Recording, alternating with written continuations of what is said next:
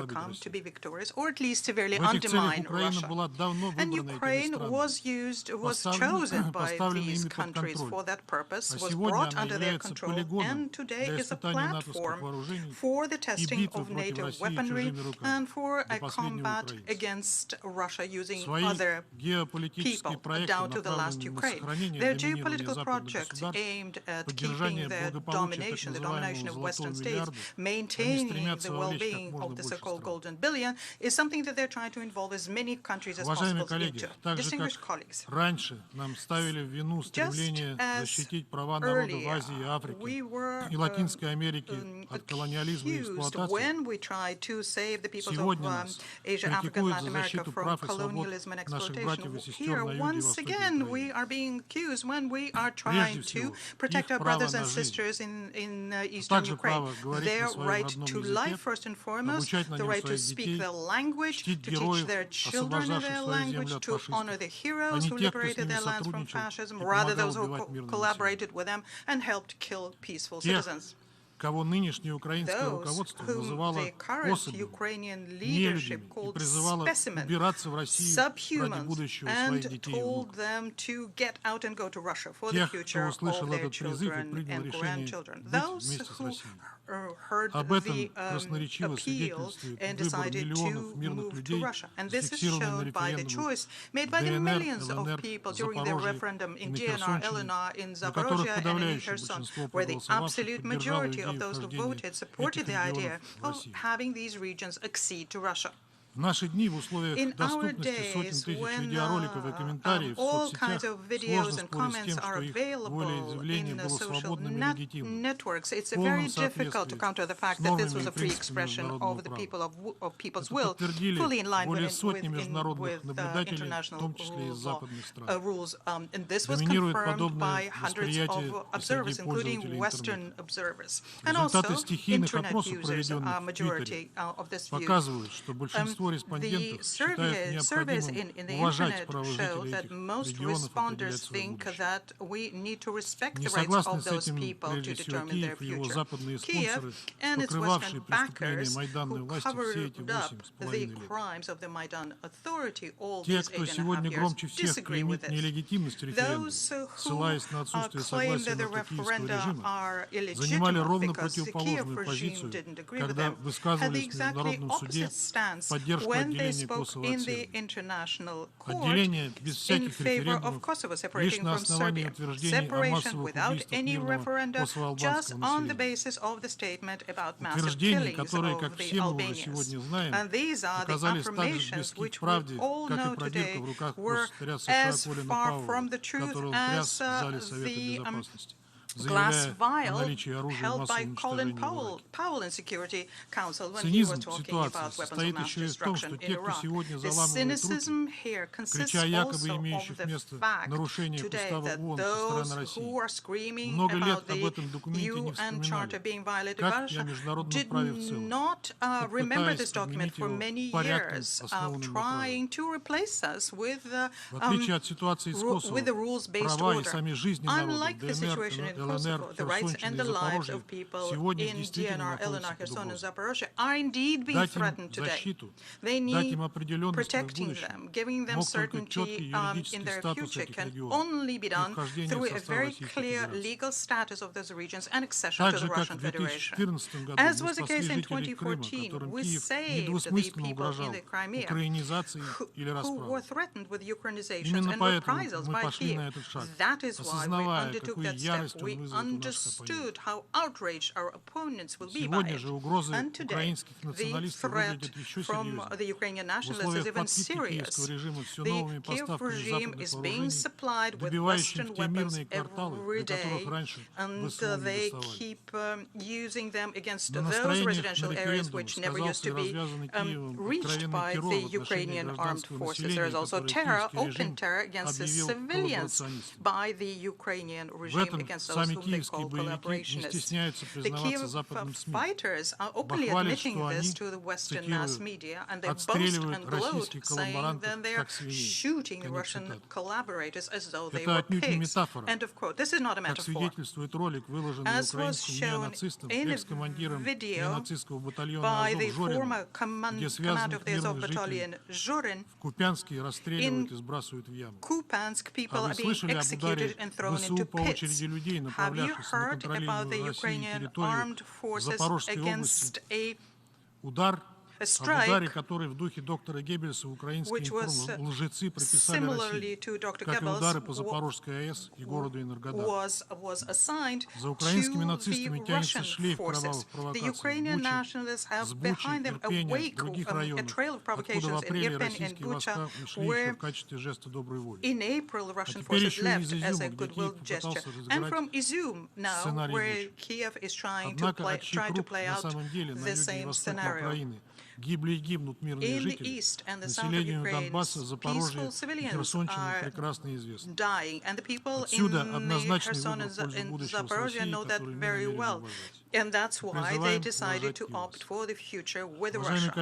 And I call upon you to respect their choice. Distinguished colleagues, we call on the international community to pay attention not just to the criminal acts, but also to the responsible steps made by the Kiev regime. These steps are trying to, in order to act against Russia, to involve the countries of NATO into that. The appeals by Zelensky to deliver a preventive nuclear strike against Russia. Clearly, Kiev expecting that if this happens, that they will avoid the inevitable defeat on the battlefield and avoid responsibility for their crimes. But what these appeals are threatening all of us with World War III and nuclear disaster. The evidence of what the Kiev regime can do is a sabotage of the Crimea Bridge. We warned that this will not be conducted with impunity. When you do these acts of sabotage, when you kill those who are unfavorable to you, the Kiev regime is on the same level with the most outrageous terrorist organizations. Only it's that the Kiev regime and the Western backers who are trying to make sure that there is war until the very last Ukrainian bear responsibility for that. Distinguished colleagues, I would like to underscore yet once again that Russia acts in applicability of the UN principles, including the principle of territorial integrity of states. But this cannot be considered separately from other principles, and first and foremost the principle of equality and self-determination of people. The Declaration on the Principles of International Law on Friendly Relations and Cooperation among States, in line with the UN Charter, which was passed by the General Assembly in 1970, to which the sponsors of the resolutions refer, quoting it selectively, states very clearly that territorial integrity applies to those states which in their acts abide by the principle of equality and self-determination of people, and who therefore have governments which represent the entire people living in that territory. The Kiev regime is devoid of this legitimacy on the part of the Russian-speaking people in Ukraine. In 2014 already, after the Maidan coup, and for 8 years, we have been providing thousands of pieces of evidence of its crimes against their own people, of how they impeded on the rights and violated the rights of the Russian-speaking people of Ukraine, or at least 40% of that country, of their attempts to forcibly Ukrainize them. These are inconvenient facts. They're not in line with the unilateral Western narrative that's being imposed on you, at the same time twisting the arms of those who have their own opinions, separate from the Western viewpoint. Those who managed to withstand this unprecedented pressure proved that they have their own opinion and are conducting a policy which is truly independent. They are the ones who abide by the most important principle of the sovereign equality of member states. and that they speak on equal terms with others rather than a hegemon. It is a growth of such a state is the number of such states that our Western opponents are most afraid of and are doing everything to prevent us. Mr. President, since you didn't enable us to do this in a normal rules when we ask for it, we demand that our proposal to suspend the rule of procedure number 87 as a whole be put to the vote, including its agenda item B, and that this be done now. I thank you. I thank the distinguished representative of the Russian Federation.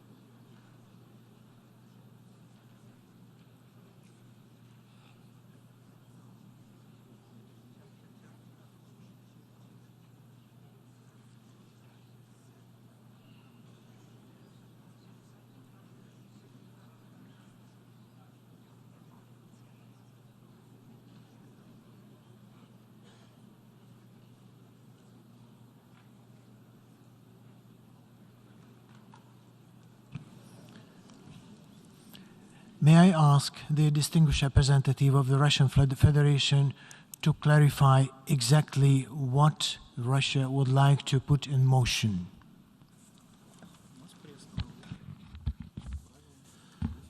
Mr. President, our proposal is that we suspend Rule 87 of the Rules of Procedure of the General Assembly so as to conduct the vote on the draft resolution through secret ballot.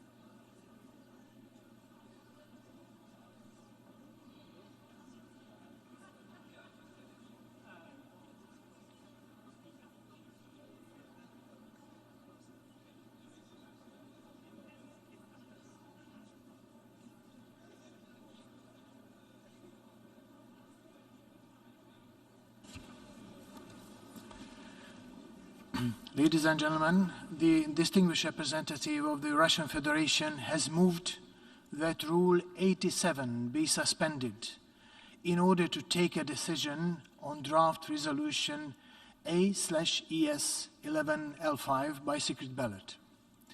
This would constitute the reconsideration of the decision taken by the General Assembly to adopt the motion submitted by Albania.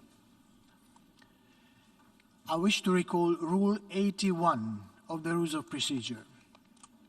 Rule 81 provides as follows. When a proposal has been adopted to rejected, it may not be reconsidered at the same session unless the General Assembly, by a 2/3 majority of the members present and voting, so decides. Permission to speak on a motion to reconsider shall be accorded only to 2 speakers opposing the motion, after which it shall be immediately put to vote. Pursuant to Rule 81 of the Rules of Procedure, up to 2 speakers opposing the motion by the Russian Federation for reconsideration may make statements.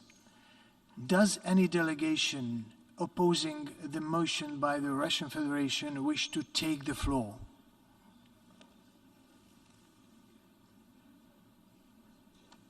Russia is not opposing to it, so Albania and Ukraine. I recognize the delegation of Albania.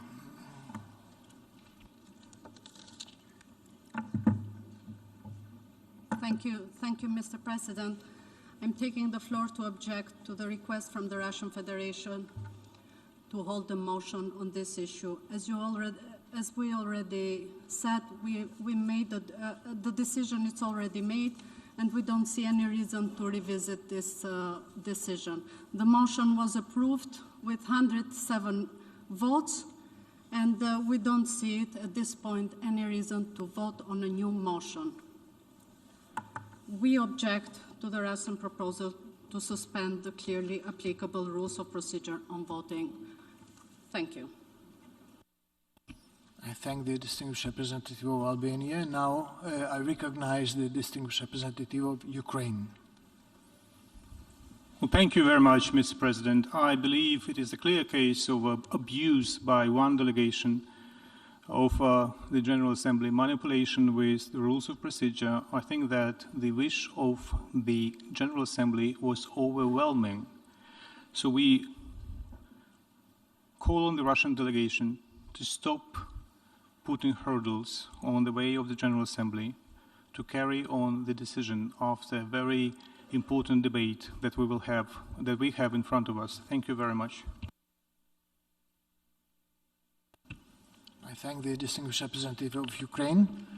And before going to vote, I recognize that the distinguished representative of the Russian Federation wants to speak on the point of order. Абсолютно верно, господин председатель. Я действительно хочу высказаться по порядку ведения заседания. Мы не согласны с тем рулингом, который вы сейчас озвучили.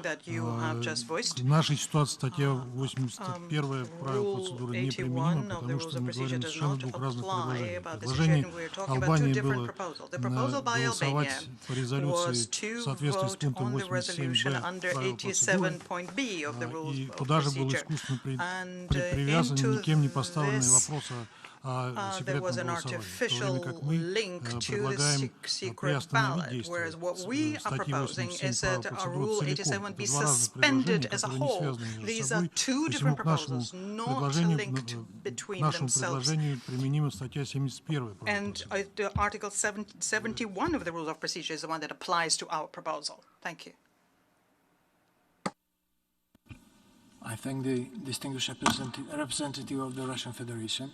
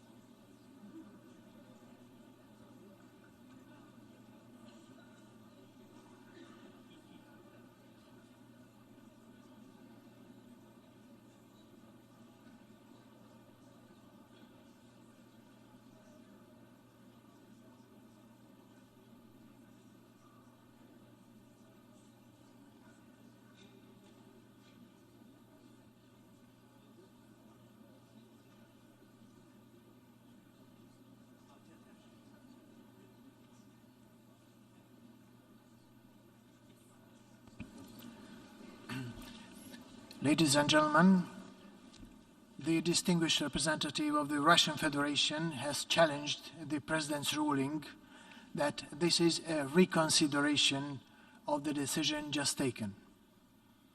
Rule 71 is applicable in this case, and the relevant parts of this rule states as follows. I quote, "A representative may appeal against the ruling of the President. The appeal shall be immediately put to the vote, and the President's ruling shall stand unless overruled by a majority of the members present and voting." Thus, I shall now put to a recorded vote the appeal that is a challenge against the President's ruling. May I point out that those who vote yes will be voting in favor of the challenge submitted by the distinguished representative of the Russian Federation. We shall now begin the voting process. Those in favor of the challenge by the distinguished representative of the Russian Federation against the President's ruling that this is a reconsideration of the decision just taken, please signify. Those against and abstentions. The General Assembly is now voting on the challenge made by the representative of the Russian Federation. Those agreeing with the challenge made by the Russian Federation should press yes. Those disagreeing with the challenge by the Russian Federation should vote no.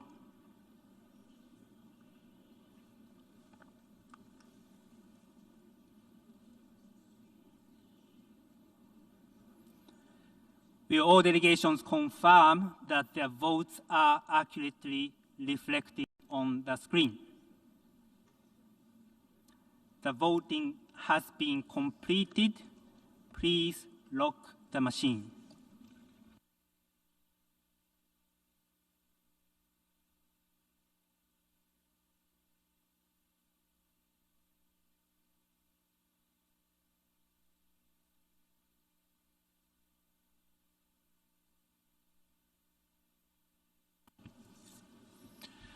The result of the vote is as follows.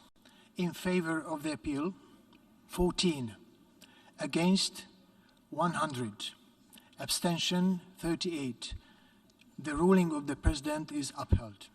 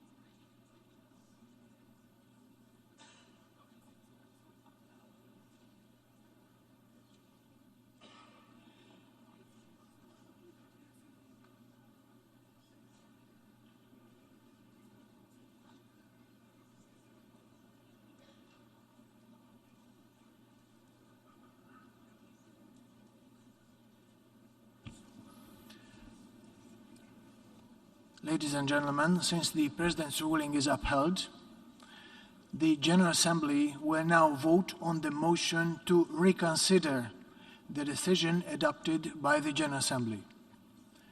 Those in favor of reconsidering the decision should vote yes.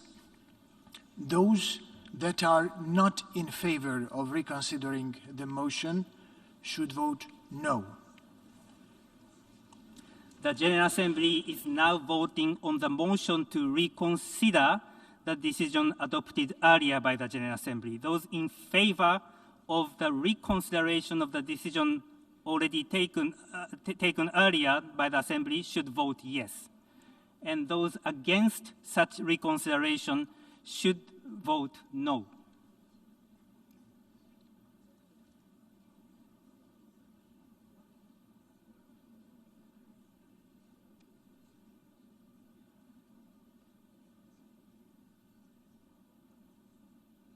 Will all delegations confirm that their votes are accurately reflected on the screen?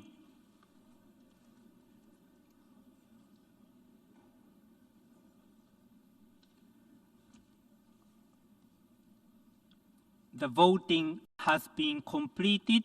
Please lock the machine.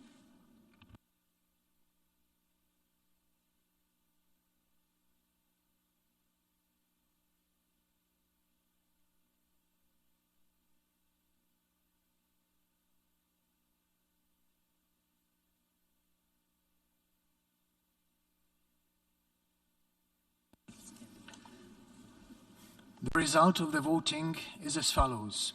In favor, 16, against 104, abstention 34. The General Assembly has thus decided not to reconsider the motion. And now I give the floor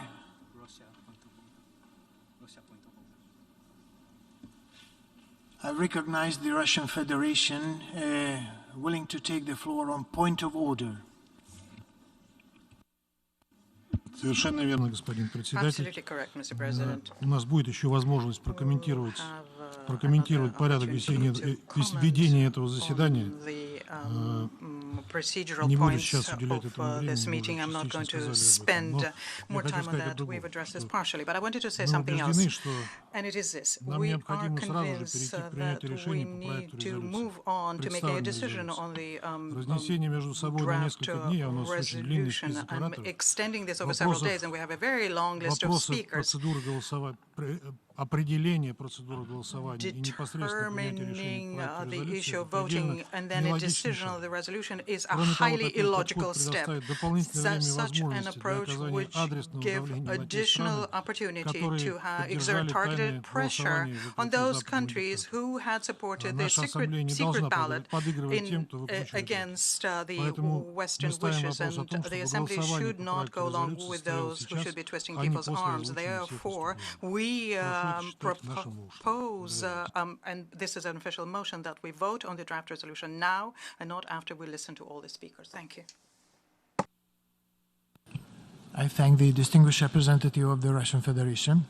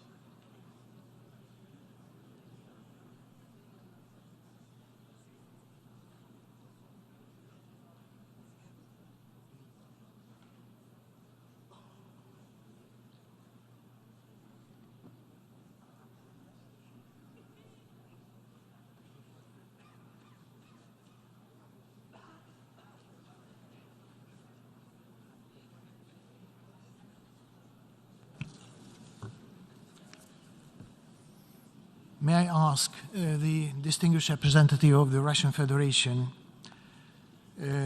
to clarify whether it has requested to close the debate under Rule 75 in order to proceed immediately to action on the draft resolution.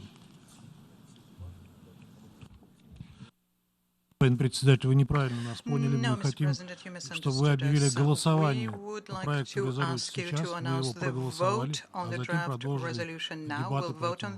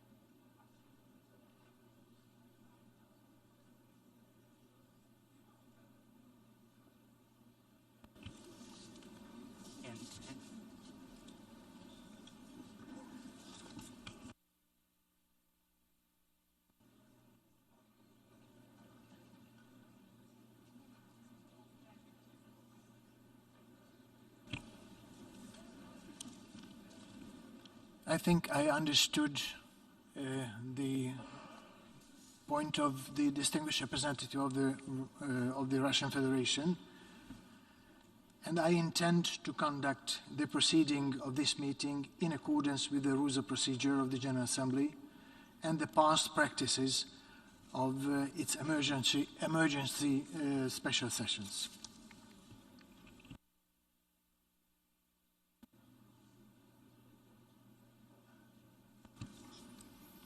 And the practice of the General Assembly, including the emergency special session, to proceed with the debate and then come to the action on the draft resolution.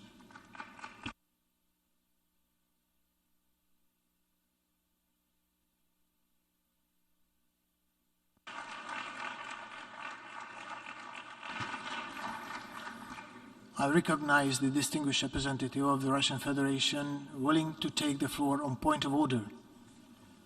We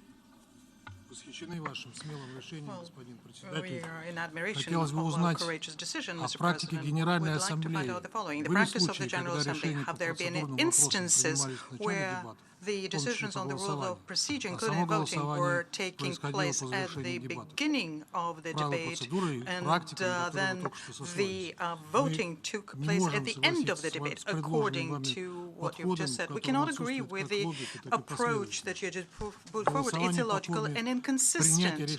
Voting on a decision basically means that the Assembly moves over to the consideration of the draft resolution. Instead of doing that, we're going to have to wait possibly several days, possibly until Thursday. And it's only then that we will be able to vote on the resolution.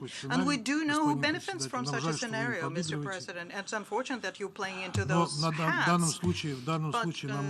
But unfortunately, the only thing left to us at this stage is to express our regret at the decision that you made. And this also goes to all of the ways of conducting the proceedings. We regret them, all of the ways of conducting the proceedings that you have demonstrated today.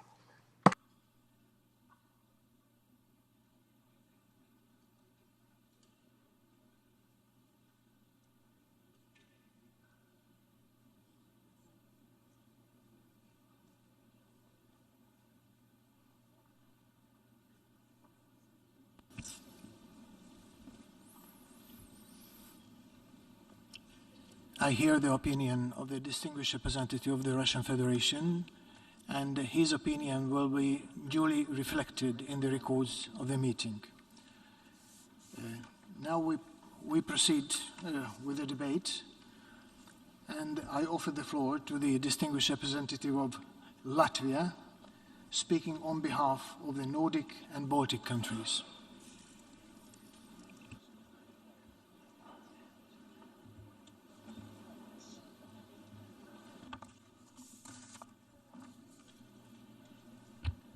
Mr. President, honorable colleagues, I have the honor to speak on behalf of 8 Nordic Baltic countries: Estonia, Denmark, Finland, Iceland, Lithuania, Norway, Sweden, and my own country, Latvia. Mr. President, February 24th this year, Russia launched its brutal, full-scale invasion of Ukraine in blatant violation of international law and the UN Charter. By this war of aggression, aided by Belarus, Russia has deliberately violated the fundamental rights of all states to independence, sovereignty, and territorial integrity. Russia's military aggression and systematic violations of international humanitarian law and human rights, and atrocities committed against the people of Ukraine constitute to cause grave human rights suffering in Ukraine as well as globally. Moreover, Russia has chosen further escalation. We resolutely condemn today's barbaric missile attacks on residential areas, power stations, railways, trade centers and bridges in Kiev, Zaporizhia, Lviv, Dnipro, and other Ukrainian cities launched by Russia. There is no military purpose there. The only goal of Russia's deliberate attacks is to cause death and destruction to civilian people. With its military force, Russia has organized sham referenda as a pretext for a subsequent illegal attempt to annex 4 Ukrainian regions, Luhansk, Donetsk, Kherson, and Zaporizhia, following the pattern of the attempted illegal annexation of Crimea, Ukraine, in 2014. We reiterate our unwavering support to Ukraine's independence, sovereignty, and territorial integrity within its internationally recognized borders. The unlawful Russian attempts to change the status of the temporarily occupied Ukrainian regions have no legal validity. We will never recognize the so-called results and claimed consequences of these sham referenda. Russia's faulted attempts to validate voting at gunpoint goes against the core principles of international law, as also reiterated by the Secretary General on September 29, 2022. They are null and void and cannot produce any legal effect whatsoever. Mr. President, there is no such thing as legitimate referendum amidst brutal warfare and widespread and systematic violations of international humanitarian law, human rights violations and abuses. There is no such thing as a valid annexation of a state's territory by another state as a result of threats and direct use of force. In this respect, we recall that, under international law, all states are obliged not to recognize Russia's attempted illegal annexation of Ukrainian territory. Colleagues, Russia's unlawful war in Ukraine constitutes a direct attack on the rules-based international system and a threat to international peace and security. We will not accept this blatant violation of the core principles of the UN Charter and the suffering of millions in its wake. We will not accept Russia's unlawful behavior that jeopardizes international peace and security. We reject Russia's brutality in the strongest possible terms, and the international community will hold Russia accountable for its actions. There shall be no impunity. On Friday, September 30th, the Security Council draft resolution on the sham referenda failed to be adopted due to a single member, Russia's casting its veto. We deeply regret this. We do, however, acknowledge the special report of the Security Council on the use of the veto, which informs us on discussions today. Mr. President, our stance is clear. A world without respect for sovereignty, territorial integrity, and the rules-based international order cannot stand.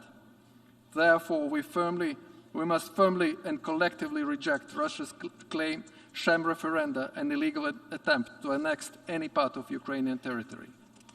We must collectively continue to insist that Russia completely and unilaterally withdraw its troops from the territory of Ukraine within its internationally recognized borders. Russia must comply with the 16th of March order of the ICJ, which is binding on the parties, and stop its aggression against Ukraine.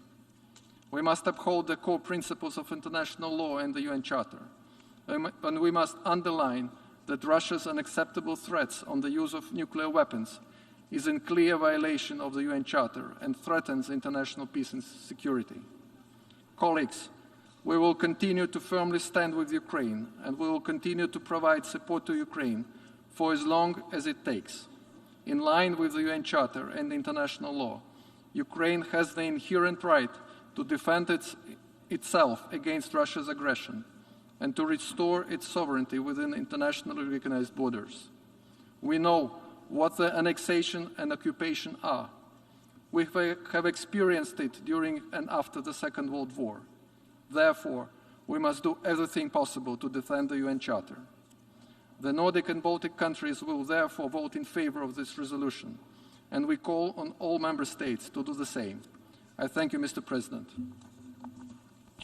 I thank the distinguished representative of Latvia.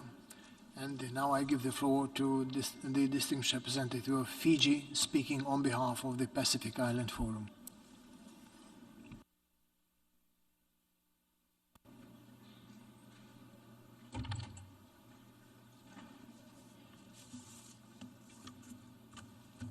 Mr. President, Excellencies, I have the honor to deliver this statement on behalf of member states of the Pacific Island Forum with presence here at the United Nations. This is the third time our forum members have addressed an emergency special session of this distinguished assembly regarding the ongoing illegal invasion of Ukraine by the Russian Federation. We spoke out to condemn the invasion. We spoke out in defense of civilian lives and humanitarian access. Today, we are here again to speak in defense of Ukraine's territorial sovereignty and integrity in light of Russian Federation's attempt to illegally annex 4 regions of eastern Ukraine, namely Donetsk, Luhansk, Kherson, and Zaporizhia. Mr. President, many islands and countries of our blue Pacific continent are diverse with their own unique histories. However, there is much which unites us, including values of justice, fairness, and shared prosperity. Underpinning this unity is a shared belief in the value of the multilateral system enshrined in the UN Charter and its principles. The Russian Federation's attempted illegal annexation of parts of Ukrainian territory is a clear violation of the principles of the UN Charter and of international law. The Charter cannot simply be worn like a prestigious cloak only to be discarded when perceived geopolitical interests are at stake. Every instance of such behavior risks wearing it thin, dirtying it, and potentially even destroying it. Like our very air, water, and land, the Charter must be treasured if it is to, in turn, provide sustenance to our global family. The many states of the blue Pacific continent understand this intimately. We also understand the terrible human and environmental cost of nuclear weapons in light of our region's history regarding nuclear testing. It is unacceptable that the use of nuclear weapons is openly threatened by a nuclear weapon state. We therefore strongly condemn Russia's latest threats to use nuclear weapons against Ukraine. We also strongly support international efforts to safeguard Ukrainian nuclear facilities against damage, intentional or otherwise. Mr. President, as a member of the Security Council, the Russian Federation has an even greater responsibility to uphold the Charter, the principles of sovereignty, dignity, and peaceful resolutions of all disputes. Our Pacific Islands Forum family thus calls for the Russian Federation to cease its attempted illegal annexation of Ukrainian territory, to de-escalate the current situation, and to withdraw behind its internationally recognized borders in order for a peaceful resolution to the conflict to be achieved. Such a resolution will not be found through coercion, violence, torture, bullets, and bombs. It will come through diplomacy, justice, and respect for the values, rules, and norms which sustain our global community and which animate these hollowed holes. From climate change to COVID recovery, hunger, and irretractable conflicts, there's simply too much at stake for this needless, illegal war to continue to undermine our shared work. You have the full statement, Mr. President. I thank you very much. I thank the distinguished representative of Fiji. And now I give the floor to the distinguished representative of the European Union speaking on behalf of its member states.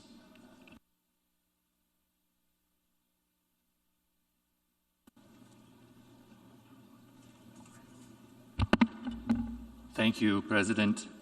Before delivering this statement, allow me to say how appalled we are by the attacks carried out today by Russia against Kiev and other cities across Ukraine. Such indiscriminate attacks on civilians are war crimes, and we are committed to holding the perpetrators to account. President, I have the honor to speak on behalf of the EU and its member states, the candidate countries North Macedonia, Montenegro, Albania, Ukraine, and the Republic of Moldova, the country of the Stabilization Association process and potential candidate Bosnia and Herzegovina, as well as Georgia, Andorra, Monaco, and San Marino, align themselves with this statement. We welcome the decision to reconvene this emergency special session. The past week, the European Union has facilitated a resolution to condemn Russia's organization of the illegal so-called referenda in regions within Ukraine's internationally recognized borders, as well as its subsequent attempted illegal annexation of Ukraine's regions of Donetsk, Luhansk, Kherson, and Zaporizhia. We want to sincerely thank all the delegations that engaged with us on this text. during a transparent and inclusive process, we have made every effort to include the proposals we have received from other delegations. We believe the result is a concise and focused text that all of us should be able to support. We therefore strongly encourage all UN member states to co-sponsor and vote in favor of the resolution. And in this respect, let me say that we are very grateful that this Assembly has decided to follow its long-established tradition of voting in a transparent manner. President, dear colleagues, this debate concerns every single one of us. Today's discussion is about upholding the Charter of the United Nations and the core principles of our organization. It is about respecting the most basic principles of international law. By willfully undermining the rules-based international order and blatantly and repeatedly violating Ukraine's independence, sovereignty, and territorial integrity, Russia is putting global peace and security at risk. If we do not condemn the actions of the Russian Federation in Ukraine today, we will end up condoning similar blatant attacks on any and all of our countries tomorrow. We therefore firmly reject and unequivocally condemn the attempted illegal annexation by Russia of Ukraine's Donetsk, Luhansk, Zaporizhia, and Kherson regions. Acquisition of territory through the use of force is a matter of concern for all of us. Protecting the sovereignty and territorial integrity of all UN member states, regardless of their size and their power, is our collective duty and a core principle of the UN Charter. President, we do not and will never recognize the illegal so-called referenda that Russia has engineered as a pretext for this further violation of Ukraine's independence, sovereignty, and territorial integrity, nor their falsified and illegal results. We will never recognize this attempted illegal annexation. These decisions are null and void and cannot produce legal effects under international law. Crimea, Kherson, Zaporizhia, Donetsk, and Luhansk are Ukraine. We call on all states and international organizations to unequivocally reject this attempted illegal annexation. Dear colleagues, the title of the resolution we're discussing today is Territorial Integrity of Ukraine, Defending the Principles of the Charter of the United Nations. That is the only thing we are voting on, and I strongly encourage all member states to stand up for the Charter. I thank you. I thank the distinguished representative of the European Union. And now I give the floor to the distinguished representative of Turkey.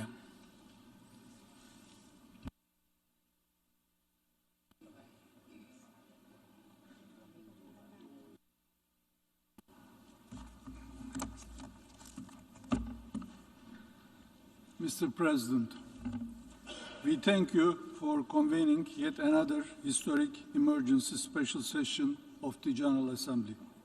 A session that was called because of a war that must cease immediately. A session that was called because the Security Council failed once again to fulfill its primary responsibility.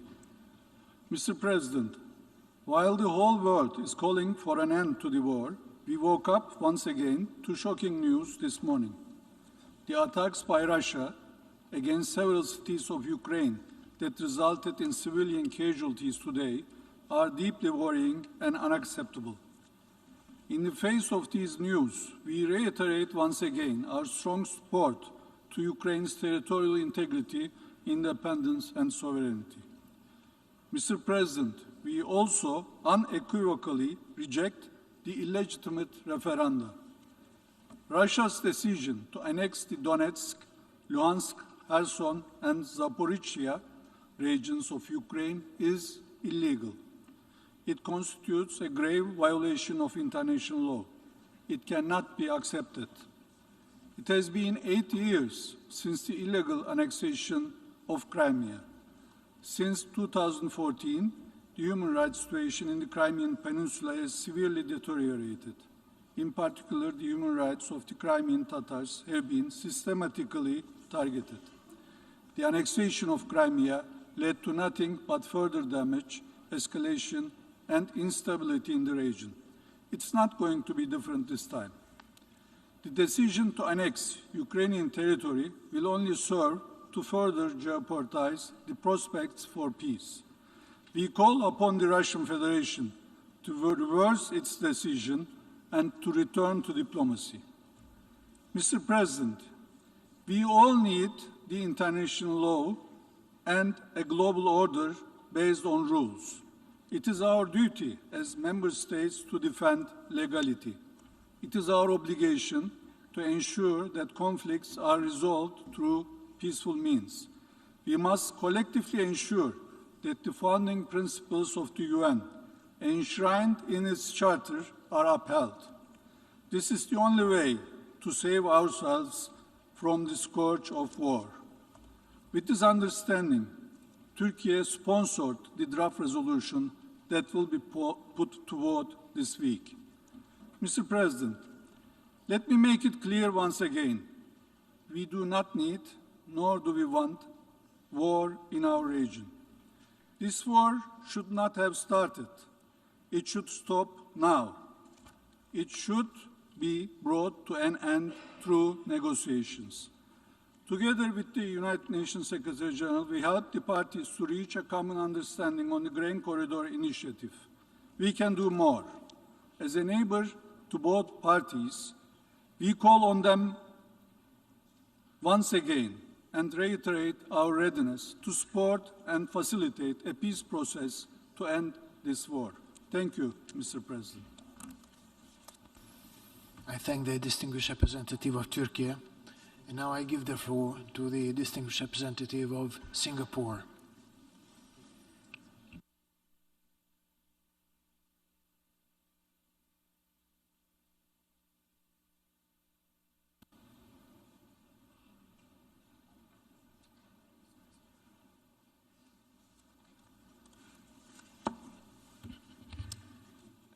Mr. President, it has been more than 7 months since the Russian Federation, a permanent member of the Security Council, launched its invasion of Ukraine, an independent and sovereign nation and a member of the United Nations.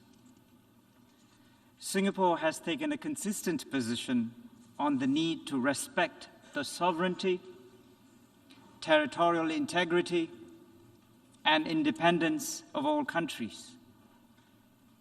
The unjustified invasion of Ukraine by Russia is a flagrant violation of international law and the UN Charter. On the 1st of March this year, the General Assembly adopted a resolution with the support of an overwhelming majority of countries to reaffirm its commitment to the sovereignty, independence, unity, and territorial integrity of Ukraine. The resolution we adopted in March also demanded that Russia must immediately cease its use of force against Ukraine and completely and unconditionally withdraw all of its military forces from the territory of Ukraine. We are deeply disappointed and extremely concerned that after 7 months, the war in Ukraine continues unabated. In fact, the war is escalating with mounting casualties. Russia's recent decision to organize referenda in 4 regions and its decision subsequently to annex these 4 regions within Ukraine's internationally recognized borders is a further escalation of the conflict. It is also a clear violation of international law and the principles of the UN Charter. The indiscriminate attacks launched by Russia last night on civilians across Ukraine is also clearly unacceptable. We entirely support and endorsed the views of the UN Secretary General when he said that the annexation of a state's territory by another state resulting from the threat or use of force is a violation of the principles of the UN Charter and of international law. The Secretary General added that any decision to proceed with the annexation of the Donetsk, Luhansk, Kherson, and Zaporizhia regions of Ukraine would have no legal value and deserves to be condemned. Mr. President, Singapore would like to reiterate its position that the sovereignty, political independence, and territorial integrity of all countries must be respected. The rules-based multilateral system is built on respect for international law and respect for the principles of the UN Charter. For small states like Singapore, the principles of the UN Charter and international law are not matters of academic debate. They are a matter of life and death. And a system based on the idea that might is right is simply unacceptable. Singapore has co-sponsored the resolution that has been placed before the General Assembly, and we will support its adoption by voting yes, and we will do so as a matter of principle. We believe it is important for the General Assembly to adopt this resolution by a clear majority and to send a clear signal to the world that international law must be respected, sovereignty must not be violated, and territorial integrity must be protected. Singapore would therefore like to urge all members of the General Assembly to vote in support of the resolution that has been placed before us today in the interest of upholding international law, upholding the principles of the UN Charter, and in the interest of upholding the rules-based multilateral system. I thank you for your attention. I thank the distinguished representative of Singapore.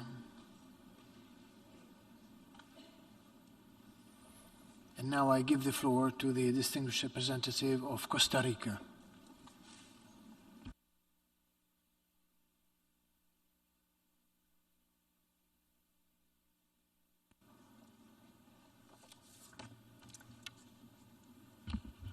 Señor Presidente, Mr. President, existe una razón por la que nos reunimos en este momento en la Asamblea General y no en el Consejo de Administración Fiduciaria. Los estados ya no pueden ocupar otros estados. La prohibición de la agresión y la prohibición de la anexión forzosa de un territorio son normas vedadas del derecho internacional. Y la farsa de los referendos del 30 de septiembre no cambia el estatus de ningún territorio ucraniano, el derecho a la libre determinación de los pueblos, consagrado en la Declaración Universal de los Derechos Humanos y la Resolución 1514, es inalienable. Y es base fundamental de la existencia de este organismo. Seamos claros, Donetsk es Ucrania, Luhansk es Ucrania, Kherson, Zaporizhia y Crimea son Ucrania. Ser cómplice de estas violaciones es en sí mismo un crimen internacional. Ucrania es un Estado propio, con su propio pueblo y su propio gobierno elegido democráticamente. Costa Rica condena de la manera más enérgica los bombardeos que asolaron las comunidades ucranianas en todo el país este fin de semana. A lo largo de la invasión a Ucrania, estos bombardeos tipifican el continuo y completo desprecio por los derechos humanos, el derecho humanitario y las normas internacionales. Por ello, en este momento, A lo que más debemos temer como comunidad internacional es al poder con impunidad. Pero no solo debemos temerlo, sino que debemos vencerlo con valentía. Impunidad para incumplir con el derecho internacional, impunidad para confiar en el poderío militar, impunidad para enviar a miles de civiles a una guerra que no es de ellos y que convierte a su propio pueblo en peones de una farsa cruel y autodestructiva. Costa Rica se solidariza con Ucrania y con el pueblo ruso, que no se beneficia de esta transgresión norimperial, pero que de todos modos es enviado a morir en sus trincheras. La impunidad es también la incapacidad de enfrentar la dolorosa e injusta verdad de esta guerra. Lo vemos en la forma en que se han restringido gravemente los derechos de los medios de comunicación y la libertad de expresión desde la invasión a Ucrania. Periodistas y trabajadores de medios de comunicación han sido asesinados, heridos, incapaces de realizar su trabajo esencial debido a las continuas hostilidades, desplazamientos y amenazas. Se han bloqueado medios de comunicación y se ha censurado la libertad de expresión. Los periodistas y los trabajadores de los medios de comunicación son los ojos y los oídos desde el terreno para que podamos mantener un debate significativo aquí en Nueva York. Su libertad de opinión y de expresión es preciada y debe ser preservada. Por supuesto, la libertad de expresión no es el único derecho humano bajo violación en el marco de esta agresión. Los recientes informes de la misión de observación de los derechos humanos de la ONU en Ucrania documentan la muerte de civiles, la destrucción masiva de infraestructura civil, las ejecuciones sumarias, las desapariciones forzadas, la tortura, la violencia sexual. Existen muchas más ofensas que enumerar, pero en este momento son demasiadas para contarlas. En el 2022 no deberíamos tener que explicar que las prohibiciones de la tortura, la privación arbitraria de la vida y la violencia sexual son absolutas. Costa Rica llama a todas las partes, sin importar la afiliación, a cumplir con el derecho internacional. Las violaciones de los derechos humanos nunca deben ser medios políticos para alcanzar un fin, y cuando se tratan como tales, deben ser documentados y sus autores deben rendir cuentas. Por esta razón, Costa Rica subraya su apoyo a la investigación de la Corte Penal Internacional sobre los crímenes de guerra en Ucrania. La amenaza de infligir fuerza nuclear tipifica esta impunidad. Resulta aún más indignante que se amenace con el uso de armas nucleares para intentar debilitar la resistencia a esta brutal invasión. Amenazar con el uso de armas nucleares también es ilegal. Los artículos 2.4 y 2.3 de la Carta de las Naciones Unidas prohíben la amenaza de la fuerza nuclear y el uso de la fuerza en general. Durante años hemos pedido que se reduzcan los arsenales nucleares y que se cumpla con el TNP. Estos llamados han caído en oídos sordos. Las armas nucleares no son abstracciones, son amenazas concretas para todos nosotros. Los ucranianos acurrucados en los refugios antibombas y en las estaciones del metro lo saben muy bien. ¿Cuándo lo sabremos nosotros? Instamos, por ende, a la Federación de Rusia que abandone el chantaje nuclear y cumpla con sus obligaciones en virtud del derecho internacional. Señor Presidente, todas las guerras son guerras perdidas. Costa Rica hace un llamado a los estados para que no solo rechacen o desconozcan estas supuestas anexiones, sino que cooperen para ponerles fin. Requerimos la prevalencia del derecho sobre la fuerza, la ausencia de impunidad y la solución de los conflictos por medios pacíficos y negociados. exigimos también el cumplimiento del derecho internacional, el respeto a los derechos humanos y de la Carta de las Naciones Unidas, pues son la única manera de resolver nuestros problemas. Es hora de renunciar a la agresión a Ucrania. I thank the distinguished representative of Costa Rica, and now I give the floor to the distinguished representative of Poland.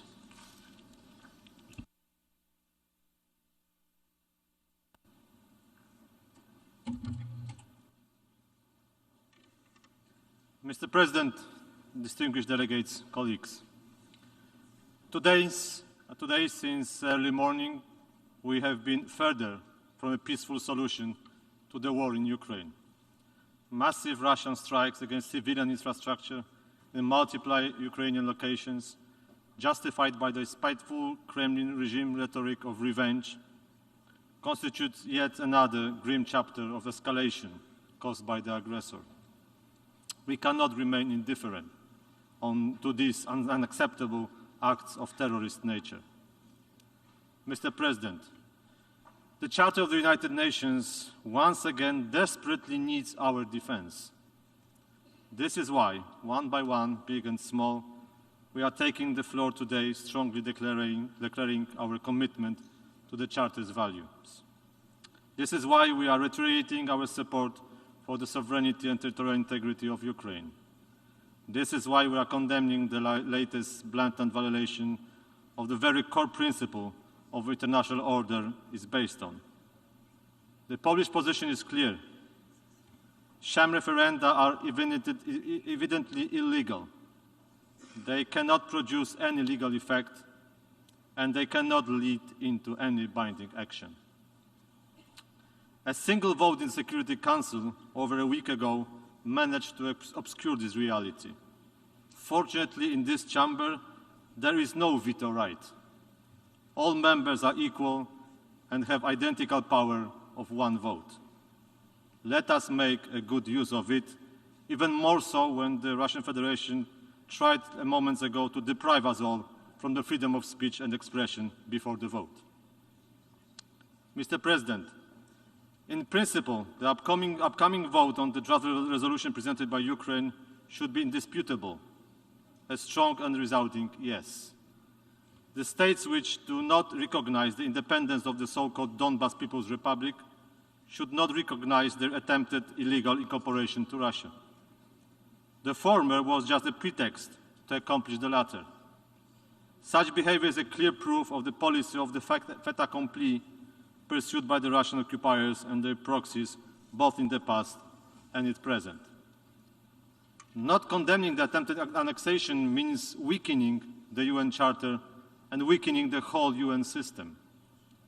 One cannot expect UN institutions to function efficiently if one votes not accordingly to the very foundation they were established upon.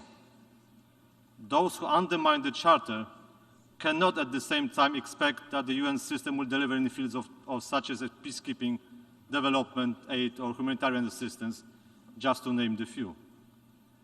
On the other hand, voting in favor of the proposed resolution is a much-desired sign of solidarity. Solidarity not only with Ukraine, but with all those who can share the same fate in the future. To us, Poland, this is a very embodiment of the UN Golden Rule.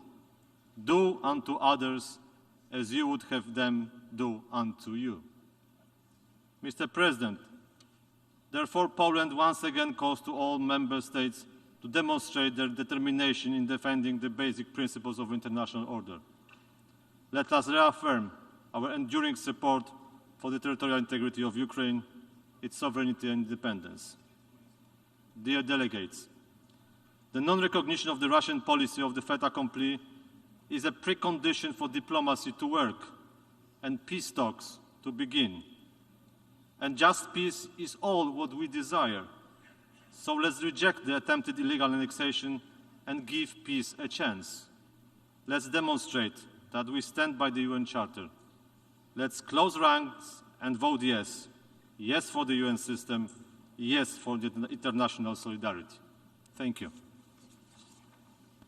I thank the distinguished representative of Poland, and now I give the floor to the distinguished representative of Indonesia.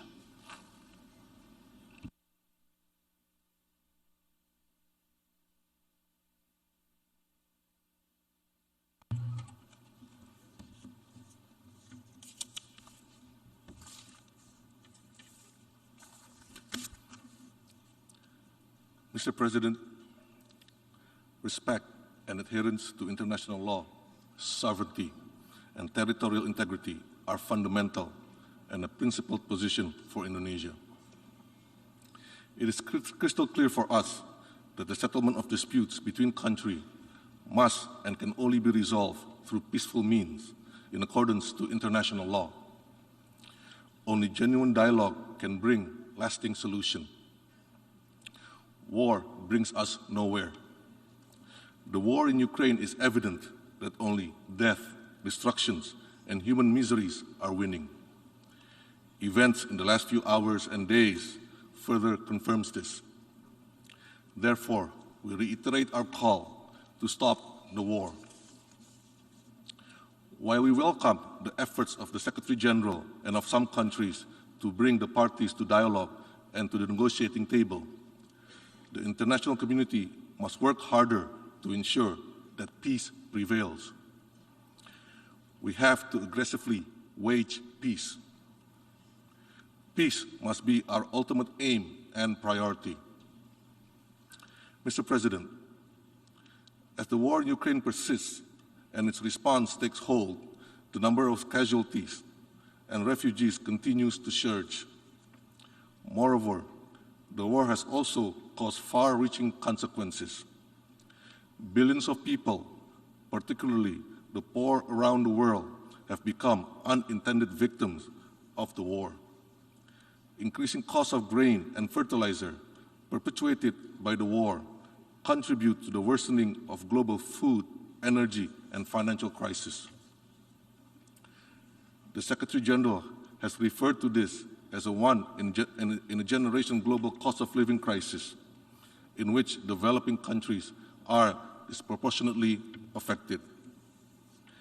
It is not too late for us to choose an alternate path. Ending the war is the only way to save lives and to ease the suffering of innocents around the world. The unity of the General Assembly is needed more than ever in addressing the wider humanitarian impact of this war. Mr. President, the referendum of 4 regions in Ukraine not only violates the principle of the UN Charter and international law, it also further complicates effort to peacefully resolve the conflict. As the highest decision-making body of the United Nations, the General Assembly must resolutely demonstrate its political leadership, including in the outcomes and resolution it produces. We must ensure that the General Assembly do not only represent the political aspiration of the few. We must also avoid a take-it-or-leave-it approach. We therefore deeply regret that inputs calling to stop the war and for the immediate and peaceful resolution of conflicts in Ukraine failed to be reflected in the final draft of today's resolution. We remain convinced that lasting peace can only be achieved on the negotiating table. We should not let efforts to finding peaceful solution be held back by divisions and distrust. Indonesia stands ready to engage constructively, including through promoting conducive environment for peace. I thank you, Mr. President. I thank the distinguished representative of Indonesia, and I give the floor to the distinguished representative of Malta.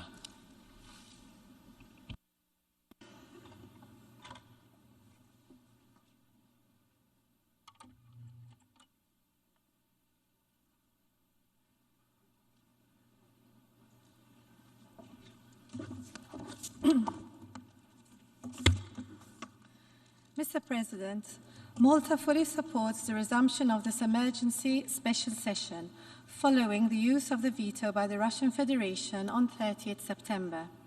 Malta aligns herself with the statement delivered by the European Union and would like to add a few remarks in her national capacity. At the outset, Malta condemns the most recent attacks by Russia against Kiev and other cities across Ukraine. Such indiscriminate attacks on civilians are war crimes, and the perpetrators must be held to account. Mr. President, as a member of the core group of the Veto Initiative, we remain firm in our belief that the General Assembly has a duty to react to the violations of international law which are being propagated in Ukraine. Malta strongly condemns and rejects attempts by Russia to illegally annex the Donetsk, Luhansk, Zaporizhia, and Kherson regions of Ukraine through the holding of the sham referenda. These so-called results constitute a serious and dangerous escalation. They are a blatant violation of Ukraine's sovereignty and territorial integrity, and show complete disregard to the fundamental principles of international law. The UN Security Council is entrusted with the maintenance of international peace and security. This is a responsibility it cannot shirk. The use, or rather the abuse, of the veto by the aggressor in an attempt to consolidate such acts is reprehensible. It is something that the rest of the UN membership must strongly reject. As incoming members of the Security Council, we stand committed to safeguarding these principles. Equally reprehensible is the rhetoric and threats concerning the use of nuclear weapons. Together, we need to reaffirm our steadfast commitment to the rules-based international order. We must act in a decisive and unequivocal manner to protect the UN Charter. This is our collective responsibility. We urge all member states to vote in favor of the resolution we have in front of us today. It is concise and to the point, and addresses recent developments in a factual manner. The costs of the war in Ukraine have reached far beyond Europe and are being felt worldwide, most acutely when it comes to the unfolding food and energy crisis. Mr. President, today, the General Assembly has the opportunity to send an important message to the world that the violation of international law and the sovereignty of states is not tolerated. These are the principles the founding members of the United Nations had agreed to 77 years ago. They are the principles we have all signed up to. Today, it is our duty to reaffirm them and counter contempt for them. Thank you.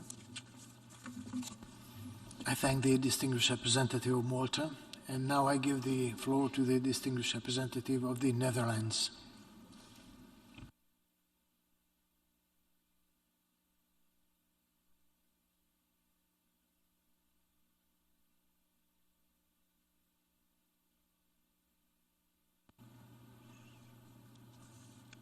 Thank you, Mr. President. The Kingdom of the Netherlands aligns itself with the statement just made by the European Union.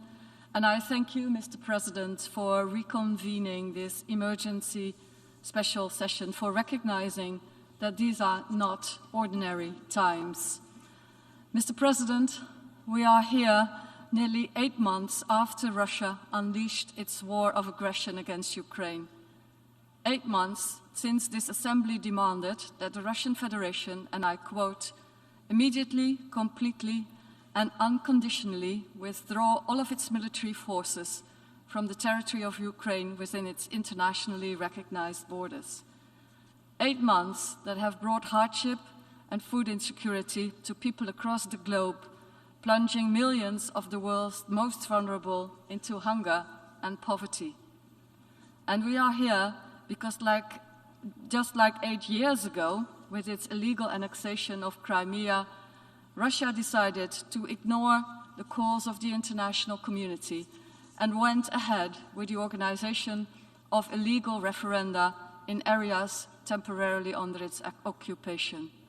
Russia did what the Secretary General warned not to do and proceeded with the illegal annexation of Ukrainian territory. And I want to state clearly, the Kingdom of the Netherlands will never recognize the sham referenda and the attempted illegal annexation of Ukrainian territory. Crimea, Kherson, Zaporizhia, Donetsk, and Luhansk are Ukraine. The Kingdom of the Netherlands stands firmly with Ukraine and will continue to provide support for as long as it takes, as we will continue to support people all over the world who are suffering the effects of this war indirectly, from hunger and poverty to economic instability. Also, for this suffering, we must hold Russia to account. Mr. President, it is up to us, the Member States of the United Nations, to stand firm for the principles we laid down in the UN Charter, to make clear that might is not right, that all of us are bound by the same fundamental principles, and that a veto does not provide a blank check. Our international rulebook is no longer just in jeopardy, it has been trampled by a permanent member of the Security Council. This is something none of us should accept.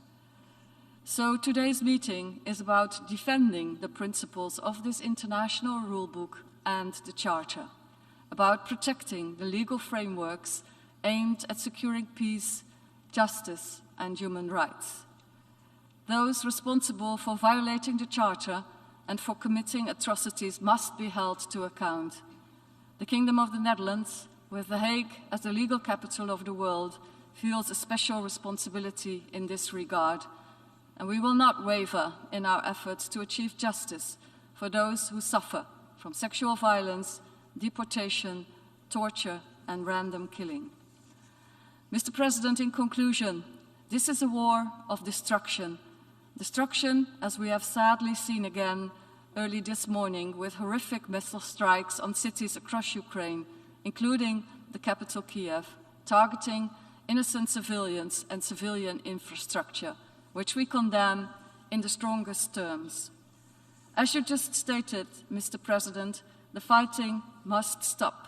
So we renew our call on Russia to abide by the legally binding provisional measures ordered by the International Court of Justice, to immediately suspend its military operations and respect internationally recognized borders.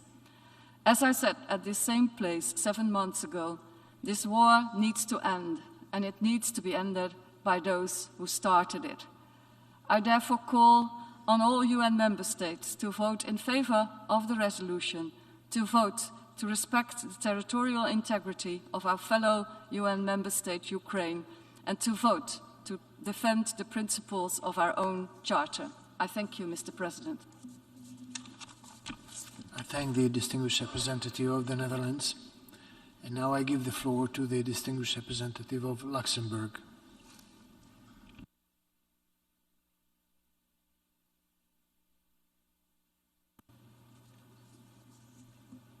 Monsieur le Président, Mr. President, Luxembourg fully aligns itself with the statement made by the European Union. Allow me to supplement that statement with these remarks made in our national capacity. I wish to reaffirm the full solidarity of Luxembourg with the government and people of Ukraine. Luxembourg condemns in the strongest terms the Russian aggression against Ukraine. We condemn the deadly missile attacks that were launched by the Russian Federation against civilians in Kiev and other Ukrainian cities. The atrocities committed by Russian armed forces in Ukraine may constitute war crimes and crimes against humanity. We must do everything in our power to hold perpetrators accountable and to bring justice to victims. Luxembourg also condemns the attempted illegal annexations of the Ukrainian regions of Donetsk, Luhansk, Kherson and Zaporizhia by Russia. These regions, like Crimea, constitute an integral part of Ukrainian territory within its internationally recognized borders. As a result of the Russian veto during the vote held on 30th of September, the Security Council was once again unable to take the decisions necessary to shoulder its primary responsibility for the maintenance of international peace and security. Mr. President, I thank you for convening, for resuming rather, this emergency special session of the General Assembly. This is a meeting which allows all member states of the United Nations to speak on a subject which is of concern to us all, that is the respect of the United Nations Charter and of international law. Faced with the Security Council's paralysis, it is now up to the General Assembly to rally for an international order based on the rule of law and not on the principle of might is right. The illegal annexation orchestrated by Russia and the sham referenda that preceded it constitute a flagrant violation of the United Nations Charter and of the sovereignty and territorial integrity of Ukraine. In these very difficult times, we cannot recall often enough the text of Article 2.4 of the Charter. All members shall refrain in their international relations from the threat or use of force against the territorial integrity or political independence of any state or in any other manner inconsistent with the purposes of the United Nations. The Secretary General expressed his view unequivocally. Any annexation of the territory of one state by another state as a result of the threat or use of force constitutes a violation of the principles of the United Nations Charter and of international law, and any decision taken by Russia to move to the annexation of the regions of Donetsk, Luhansk, Kherson, and Zaporizhia has no legal value and must be condemned. It has no place in the modern world. Luxembourg co-sponsored and will vote in favor of the draft resolution of the General Assembly entitled Territorial Integrity of Ukraine, Defending the Principles of the UN Charter. It is a concise and targeted text which is the fruit of a transparent process, and Luxembourg calls upon all states who hold dear the respect of the United Nations Charter and of international law to support this draft. What's happening today to Ukraine can happen in other countries tomorrow if the perpetrators of this aggression are not held accountable for their acts, and if there is no resolute and united response from the international community in the face of this flagrant violation of the territorial integrity of a sovereign nation. I thank you. I thank the distinguished representative of Luxembourg, and now I give the floor to the distinguished representative of Dominican Republic.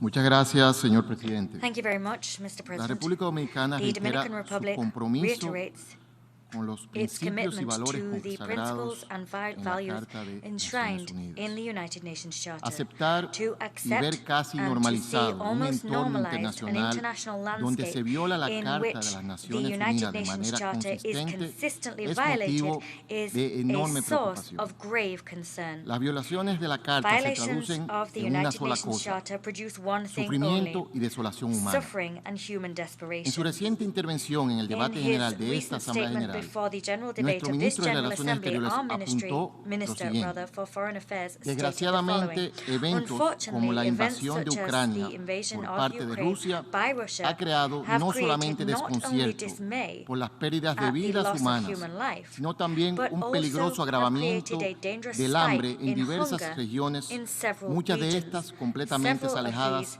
far de este removed from the conflicto. Termina la conflict cita. zone. End quote. Los últimos acontecimientos sobre The este recent hecho nos events in confirman this que, conflict confirm lejos de that far atenuarse from letting este up, this conflicto, conflict threatens amenaza con to extenderse expand e and inquietantemente worryingly se van cerrando los increasingly espacios para el spaces for diálogo dialogue y la and the negociación hacia negotiation una of a salida peaceful pacífica. solution to the Una conflict vez are que narrowing. Rusia This ha began to procedido occur a once Russia decretar la anexión moved de to territorios decree que the son parte annexation de of Ucrania territories that are y ha part of declarado Ukraine, que and once it cualquier declared that negociación any no incluirá negotiation would el not reconocimiento include ruso de la Russian soberanía recognition ucraniana of sobre Ukrainian los sovereignty territorios over anexados. the annexed territories. Para la República For the Dominicana, Dominican Republic, como debe ser el as must caso be the para la case for the generalidad vast de los majority países miembros de las of member Naciones states Unidas, of the United tener que Nations, referirse a este having to tema es discuss doloroso, this issue is painful, particularmente particularly porque se because trata de what we una are situación que discussing is involucra a situation violación de which los derechos involves humanos en the general, violation of human que rights in afecta general, más directamente a las poblaciones del área del conflicto desatado por la agresión rusa contra Ucrania, pero que además porque pone al mundo al borde de una catástrofe. En este drama, lo más terrible es la insoportable situación de la violación del derecho humano y la imposibilidad a que se ve sometido el Consejo de Seguridad al no disponer de una salvaguarda que le permita condenar esas violaciones, algo que ha sido caracterizado como abuso del derecho al veto. No nos queda otra alternativa, pues, que utilizar esta Asamblea General para apelar al buen sentido y a la buena conciencia de las partes involucradas, a negociar una salida pacífica al conflicto, al respecto del principio de la soberanía e integridad territorial de los Estados y garantizar el respeto de los derechos humanos en toda su extensión. Muchas gracias, señor presidente. I thank the distinguished representative of the Dominican Republic. And now I give the floor to the distinguished representative of Albania.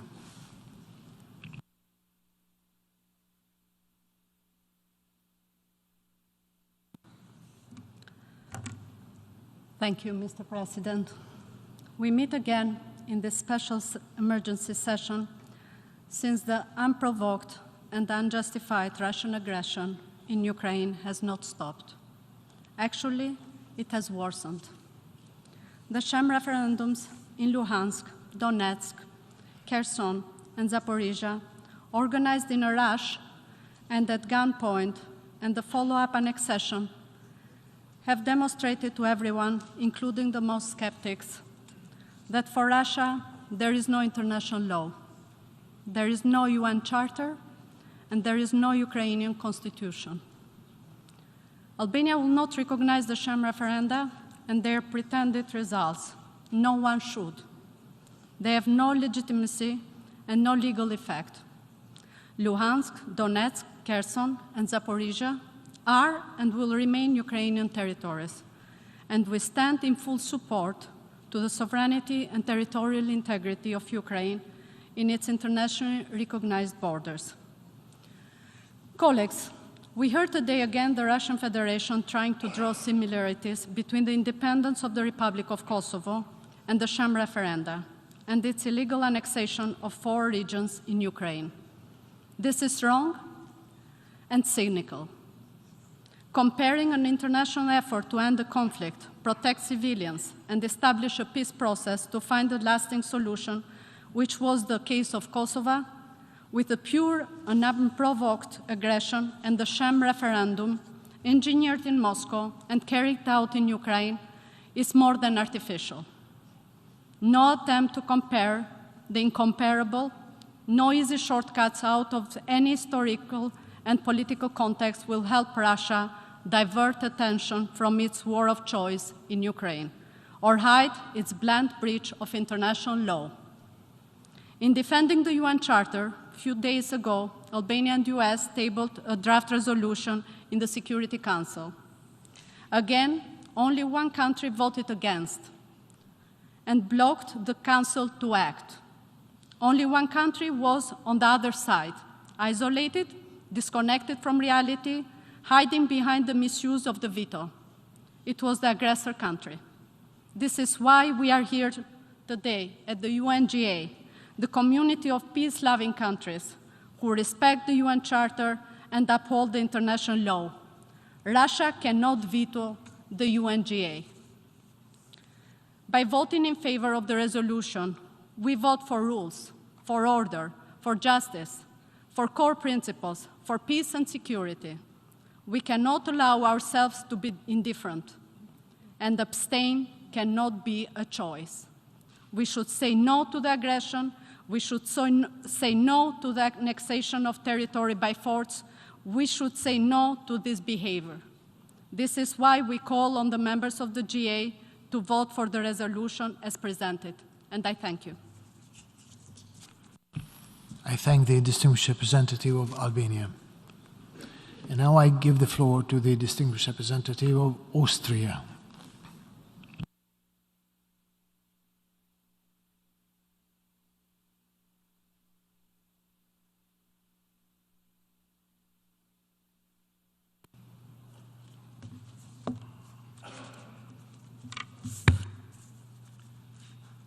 Mr. President, Austria aligns itself with the statement delivered by the European Union. Excellencies, dear colleagues, we meet here today to discuss yet another attempt by the Russian Federation to undermine the sovereignty and territorial integrity of its neighbor, Ukraine. An attack on one nation, but also an attack on the United Nations Charter, on international law, on the foundations that have guided the relations between states for over 7 decades.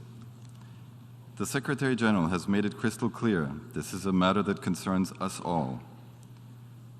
These annexations cannot be reconciled with the international legal framework. They flout the purposes and principles of the UN Charter. They must not be accepted. I would like to thank the Secretary General and the President of the General Assembly for their very clear statements in defense of the UN Charter and the sovereignty of Ukraine. No state can stand on the sidelines while the basic principles of our legal order are undermined. Do we want to live in a world where might prevails over the rule of law? I don't think so. It is therefore our duty to come together today and call for an end to these illegal acts. This is critical to all of us, but even more so to neutral countries like my own. The so-called referenda that Russia organized in Donetsk, Kherson, Luhansk, and Zaporizhia to prepare this attempted annexation were equally void of any legal basis. Let me be clear, these sham referenda cannot be called a genuine expression of the popular will. They lack legitimacy under international law and will not be recognized by us. There's also another reason why we meet today. The fact that the Security Council was yet again unable to act on this matter because Russia used its veto power. For the past few months, the Council has been unable to act on what is undoubtedly the biggest threat to international security in decades. It is thereby failing to implement its mandate. Resolution 76/262, the so-called veto initiative, was explicitly passed this year to address such situations, and we welcome the report that the Security Council submitted to this debate today. I would like to reiterate our call that the failure of the Security Council to act in such grave situations is a predicament that needs to be discussed. The new agenda for peace of the Secretary General will be an opportunity to do so. But until then, the General Assembly needs to continue to step up. It is clear what needs to be done. The General Assembly must send a strong signal that the world does not accept this blatant breach of the Charter. It must make clear that the so-called referenda were illegal, that the annexation does not have any legal basis, and that it must not be accepted, not even implicitly. This is exactly what the resolution presented to the Assembly proposes. It has been consulted with all regional groups in a transparent and inclusive manner. We will therefore vote in favor and encourage all of you to do the same. I cannot close without referring to the suffering that this war has caused in over 7 months. Thousands of civilians have been killed. Millions of people had their lives and livelihoods uprooted. The Russian attacks against civilian infrastructure in Kiev and other parts of Ukraine in the past days are utterly unacceptable and must stop. The protection of civilians is not a choice, but a duty under international law. We have seen reports of unimaginable horrors. In Bucha, Mariupol, and Izium, previously peaceful cities that have now become associated with war crimes, torture, rape, and mass killings. These crimes must be investigated and perpetrators held to account. We fully support all efforts to do so, including by the ICC and the Commission of Inquiry based in Vienna. The senseless Russian aggression has plunged the whole world into peril. Food shortages, soaring energy prices, and nuclear blackmail serve Russia's sole purpose of trying to subdue its neighbor, with devastating consequences for the most vulnerable nations. And let me say one word on the threat of nuclear weapons. A nuclear threat is a clear violation of the principles of the UN Charter. This is completely unacceptable. Austria categorically rejects any and all nuclear threats, irrespective of the circumstances. This underscores the urgency of progress, also on nuclear disarmament, and of moving away from the nuclear deterrence paradigm. Mr. President, we call on Russia once again to stop this war, withdraw its troops from the whole territory of Ukraine, and end the bloodshed. There must be a return to meaningful negotiations and a sustainable negotiated solution. This is the only path to peace. Austria stands in full solidarity with Ukraine, the Ukrainian government, and the Ukrainian people. And colleagues, we once again call on all of you to vote yes on the General Assembly resolution to be adopted at the end of this debate, to defend the Charter, to defend international law. I thank you. I thank the distinguished representative of Austria, and now I offer the floor to the distinguished representative of Liechtenstein.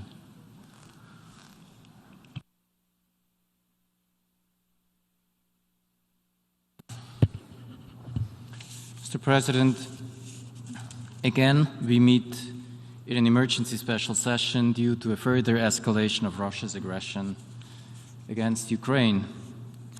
Since its very beginning in 2014, this aggression has gone hand in hand with an attempt to deface the fundamental concepts of international law and the basic tenets of the UN Charter beyond all recognition. But the law is clear. We in this hall must uphold it, not only for the sake of Ukraine, but also to safeguard the international order to maintain peace and security. Mr. President, this Assembly unanimously agreed on a definition of aggression in 1974 at the height of the Cold War. The very first of the acts listed in that definition is, I quote, the invasion or attack by the armed forces of a state of the territory of another state, or any annexation by the use of force of the territory of another state or part thereof. End of quote. Russia's attempt to forcibly annex Ukrainian territory is thus the latest constitutive act of aggression, for which international law provides for individual criminal responsibility. Responsibility that falls on the Russian leadership. It is incumbent on us in this hall to ensure such accountability for the sake of justice, but also critically for future deterrence. This is why we, as many others, advocate for a special tribunal for the crime of aggression. We appeal to all states to join this effort in our common interest to maintain internationally agreed borders and avert future aggression. Mr. President, in its attempt to deny the reality of its aggression, Russia violates the foundational precepts of international law and of the UN Charter. It violates the prohibition of illegal use of force in the most brazen manner. It undermines the principle of territorial integrity, which is of vital importance for the maintenance of international peace and security. And it makes a mockery of the right of self-determination, which allows people to freely determine their political status. Russia's attempt to fabricate election results through blackmail and intimidation, and the use of illegal so-called referenda to justify the redrawing of Ukraine's internationally recognized borders by force, evokes the worst memories of colonial oppression and imperialism. Mr. President, these violations are not simply improvisational tactics, they are the latest example of a well-known playbook. In 2014, when Russia attempted to annex Crimea, it also sought to justify its aggression through a sham referendum. In Syria, as in Chechnya before, its relentless targeting of civilians goes hand in hand with support for so-called strongmen through rigged elections and elimination of political opposition. Russia seeks to construct an alternative reality based on disinformation, distorting our shared norms and values, while claiming to invoke them. We must collectively resist this attempt and speak truth to brute force. Mr. President, this Assembly will soon vote on a text that condemns the illegal attempt to annex parts of Ukrainian territory, a continuation of Russia's aggression against Ukraine. Our consideration of this text is also an opportunity for member states to again speak up in defense of the Charter of the United Nations of territorial integrity, the sovereignty of states, genuine self-determination, and the rule of law. We therefore hope that all of you will join us in voting in favor of this resolution. I thank you. I thank the distinguished representative of Liechtenstein, and now I give the floor to the distinguished representative of Switzerland.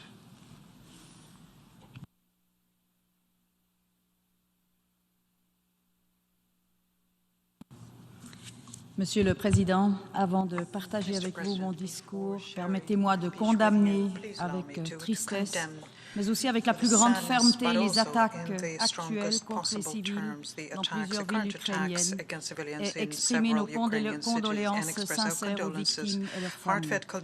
La Suisse appelle la Russie à l'arrêt immédiat des frappes. Monsieur le Président, nous nous réunissons aujourd'hui à nouveau pour une séance spéciale d'urgence afin de considérer un projet de résolution portant le titre « Intégrité territoriale de l'Ukraine, défendre les principes de la Charte ». En temps normal, nous ne devrions jamais nous retrouver ici en train de discuter de, ni même voter sur un tel projet de résolution, car il ne s'agit là non seulement d'une évidence, le respect de l'intégrité territoriale de tout pays, mais aussi d'un principe fondamental de la Charte des Nations Unies et des relations entre États membres. Nous sommes donc ici pour réaffirmer les valeurs et principes de notre Charte et pour appeler au respect du droit international public. Un ordre international fondé sur des règles revêt une grande importance pour des pays de petite et moyenne taille comme la Suisse et l'immense majorité des États de cette Assemblée. Nous ne pouvons pas tolérer que le pouvoir des plus forts prévale sur les droits des plus faibles. Le respect de la Charte constitue la base de sécurité et de prospérité de toute la communauté internationale. La protéger revient donc pour nous tous à une nécessité existentielle, partout, toujours. Monsieur le Président, Mr. President, plus de 7 mois après more le than début 7 de months l'agression after the militaire de beginning la of Russie Russia's contre military aggression l'Ukraine, against nous nous Ukraine, retrouvons face à we une are nouvelle grave confronted with violation a du droit new serious international. violation of international law, L'annexion namely, de territoire ukrainien par la Russie annexation porte of Ukrainian atteinte à territory by l'intégrité Russia territoriale violates the et à la territorial souveraineté de integrity and l'Ukraine. sovereignty of La Ukraine. Suisse ne reconnaît pas Switzerland l'intégration does du not territoire recognize the ukrainien dans la integration of Fédération de Ukrainian Russie territories et into the l'appelle Russian la Federation, Russie à la and we call on désescalade Russia to ainsi qu'au de-escalate retrait complet and to et withdraw immédiat de its ses forces forces completely du and territoire immediately ukrainien. from Ukrainian territory. Monsieur le Président, Mr. en President, plus des in effets addition directs de to the l'agression direct effects militaire, of Russia's les military conséquences de aggression, ce the conflit consequences sont of this ressenties aux conflict 4 are coins du monde. felt Et across the ceci dans world. une And situation this où le is in monde a a besoin situation where the d'unité world pour needs faire unity face aux to défis face the gigantesques qui nous huge attendent. challenges ahead. Les effets sont également The effects ressentis are also ici, felt here, dans ce in bâtiment this et cette building salle and in même, this very hall, non seulement au cours not de only in sessions comme sessions celle à like the laquelle one nous we assistons are aujourd'hui, attending mais today, aussi plus but also généralement. more generally Ils se speaking, manifestent they par des manifest tensions, des themselves in divisions et une tensions, polarisation divisions, and croissante growing entre les polarization États membres. among member Et ces states. tensions And these menacent les tensions compromis threaten nécessaires the pour necessary avancer, compromises, pour the trouver des compromises we solutions. need to move Et forward donc, and ces to find tensions solutions. nous And menacent therefore, toutes et these tous. tensions threaten Nous us notons all. avec We inquiétude note certaines with craintes selon concern lesquelles un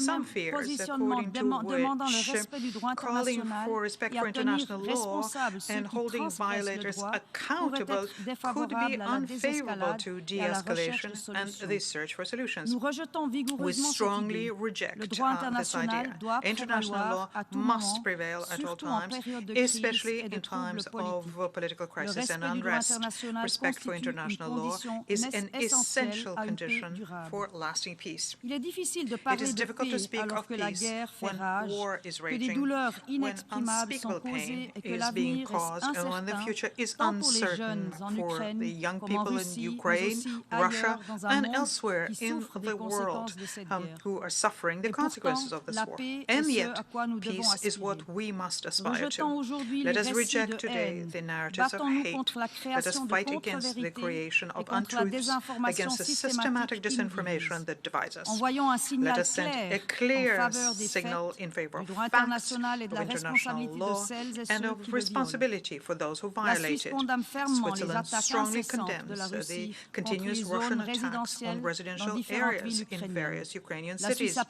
Switzerland calls on Russia to immediately stop these indiscriminate attacks. Civilians are protected by international humanitarian law. Switzerland is strongly concerned about the humanitarian consequences of the armed conflict in Ukraine and the thousands of victims it is creating. The respect of international humanitarian law by all parties is crucial to limit these humanitarian consequences. Switzerland reiterates its call for strict respect of international humanitarian law and human rights. The protection of the civilian population and persons who are hors de combat is an obligation and must be ensured. We encourage initiatives in this regard, and we call for rapid and unhindered access of humanitarian assistance throughout the territory of Ukraine and in the areas occupied by Russia. In line with its humanitarian tradition, Switzerland reiterates its offer of good offices. In this spirit, Switzerland also expresses, as is stated in operative paragraph 7 of the resolution under consideration, its strong support for the efforts of the Secretary General to de-escalate the situation. The United Nations is a unique and universal platform for dialogue and cooperation if we, member states, remain united in defending its values and principles. Mr. President, Switzerland is a neutral country. Neutrality makes us refrain from providing military support, but neutrality does not prevent us from mobilizing for international law, for international humanitarian law, for the United Nations Charter and its principles. All of us in this hall have a collective responsibility to defend what unites us, what unites the United Nations. Therefore, Switzerland supports and co-sponsors the draft resolution proposed by Ukraine and calls on all member states to do the same. I thank you very much. I thank the distinguished representative of Switzerland, and now I give the floor to the distinguished representative of the United Kingdom.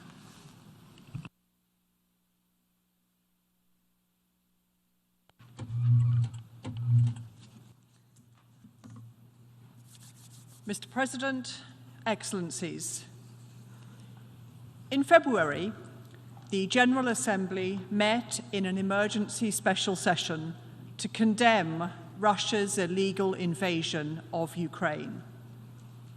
And today, we meet again to condemn Russia's sham referenda and attempted illegal annexation of the Ukrainian regions of Kherson, Zaporizhia, Luhansk, and Donetsk, the largest forcible annexation attempt since the Second World War. Putin is trying to take Ukraine's land, its resources, its identity. In doing so, he is overturning the most sacred principle in the international system, that borders cannot be drawn by force. Over 7 months into the war, the whole world understands the terrible cost of Russia's invasion. In Ukraine, families count that cost in the bodies exhumed from mass graves, in the rubble of flattened towns, and the lost education for millions of innocent children, and in the growing list of friends and relatives detained or forcibly deported through Russia's filtration process. Even this morning, millions across Ukraine awoke to the sound of air raid sirens as Russia carried out one of the largest bombardments of civilian areas and infrastructure in the war. Around the world, people and governments are suffering from the unaffordable cost of higher food and energy prices. As a result of Russia's invasion, everyone's lives have been made more difficult, and more insecure. And here in New York, we also see the cost in terms of damage to the UN Charter. The UN Charter enshrines the principle that no threat or use of force shall be made against the territorial integrity or political independence of any state. We have no way to resolve disputes or achieve the fundamental goals of the UN if we concede this principle. If any rogue head of state can, by force or fiat, change the borders of another UN member. This Assembly's call on Russia since the start of its illegal invasion has been simple. End this war and withdraw from Ukraine. For the sake of Ukraine, Russia, and the entire UN membership, we reiterate this call today.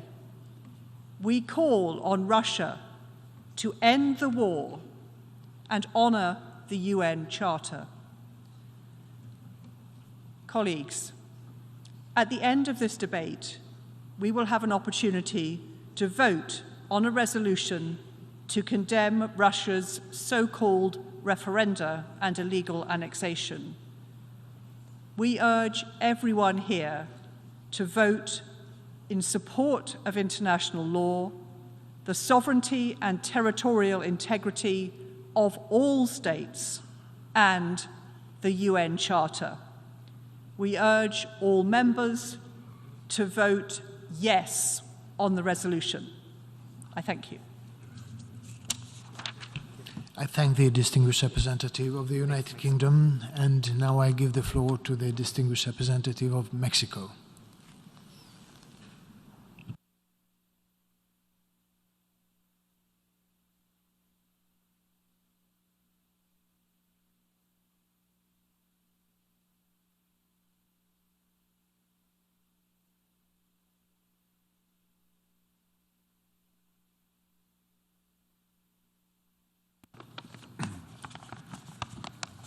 Señor Presidente, Mr. President, Excelencias, Excellencies, agradecemos el informe especial presentado por el Consejo de Seguridad a la luz de la resolución 76/262 de esta Asamblea General, la cual sigue siendo aplicable al caso que nos ocupa.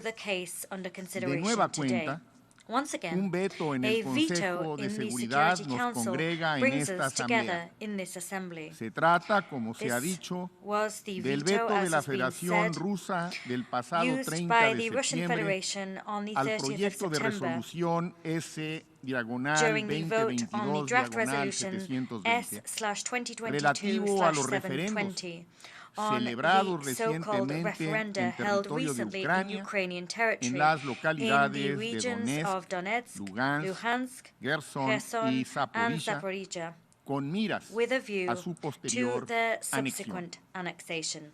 México votó a favor de dicho proyecto de resolución como miembro electo del Consejo de Seguridad y haremos lo propio en esta Asamblea con base en nuestro inquebrantable position is grounded in our unwavering commitment to and support for stringent compliance with international law, in particular with the principle of the prohibition of territorial expansion through the use of force or through other actions inconsistent with the Charter of the United Nations.